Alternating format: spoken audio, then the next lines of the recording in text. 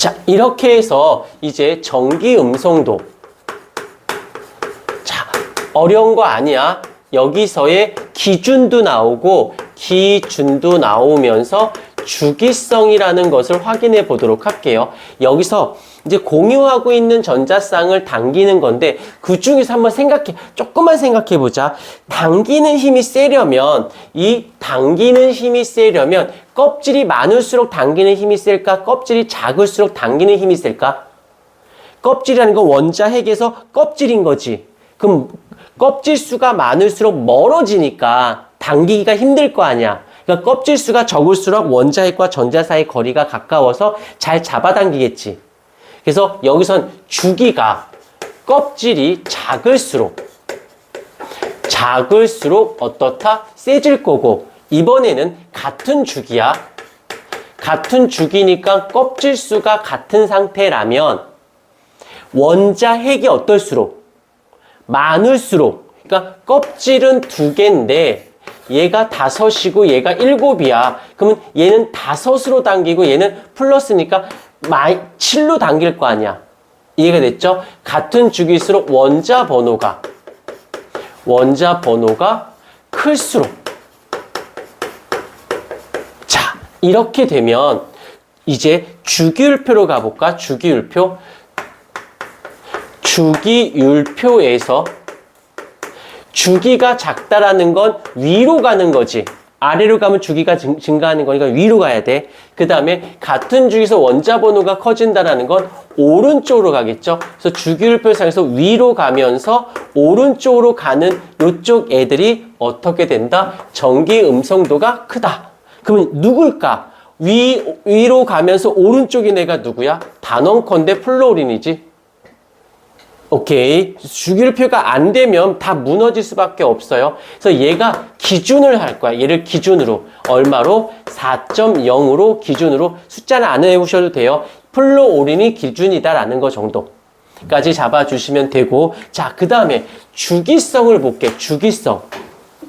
먼저 족을 따져보자. 족. 여기서 같은 족. 같은 족이니까 세로 줄이겠지. 그러면 같은 족에서 원자 번호가 증가한다. 원자 번호가 증가한다. 이 말뜻을 해석하면 끝나는 거야. 주기율표상에서 같은 족이니까 뭐가 돼? 세로 줄이겠죠. 세로 줄에서 원자 번호가 증가한다라는 건 아래로 간다는 뜻 아닐까? 그럼 이 말의 뜻은 껍질 수가 어떻게 된다? 껍질 수가 증가한다는 뜻이잖아. 그러니까 껍질 수가 증가하니까 거리가 멀어지고 인력이 작아지니까 여기서는 전기 음성도가 감소하게 되어지겠지. 이해됐습니까?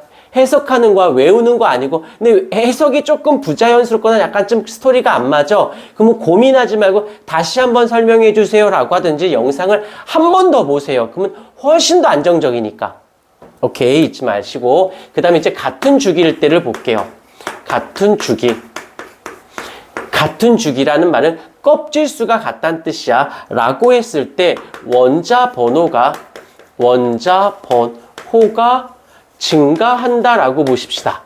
라고 했을 때 같은 주기니까는 세로 가로줄이겠죠. 가로줄인 상태에서 원자 번호가 증가하니까 어디로 가야 돼? 오른쪽으로 이동해야겠죠? 오른쪽으로.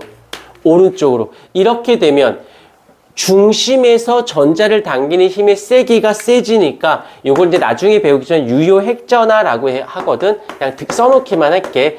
플러스 양성자 수가 많아지니까 핵전화량이